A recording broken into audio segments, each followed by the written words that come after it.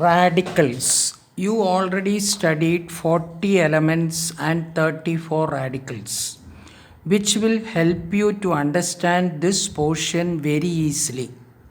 Definition. A radical is an atom or a group of atoms having a charge that is either negative or positive. Radicals are also classified as monovalent, divalent, trivalent radicals based on the number of electrons lost or accepted. These mono, di, and trivalent radicals are categorized into two groups: basic radicals and acid radicals. Today we are going to study basic radical, the first one. The radicals having positive charge are called cations, and basic radicals, all the positive radicals are called basic radicals. Example, you studied hydrogen. Hydrogen, full name hydrogen, and the symbol is H. This hydrogen is capable of losing one electron. You already studied electrons, protons, and neutrons, and the electrons are revolving around the nucleus.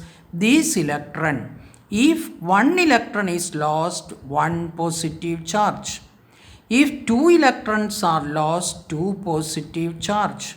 If 3 electrons are lost, 3 positive charge. Let us take hydrogen. Hydrogen got only one electron in the shell. Hydrogen nucleus is there and the outermost shell, that means only one shell. It got only one electron. If this electron is lost, we can write H plus. That is how we write H plus. Means it is a positive ion and it is a basic radical.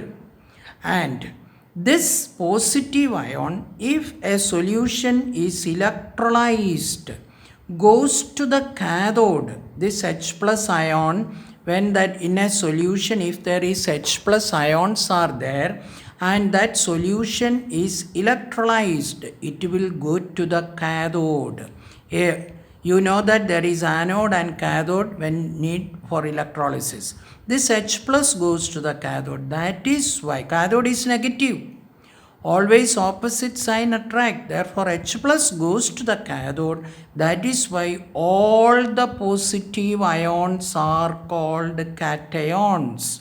All the positive ions are called cation.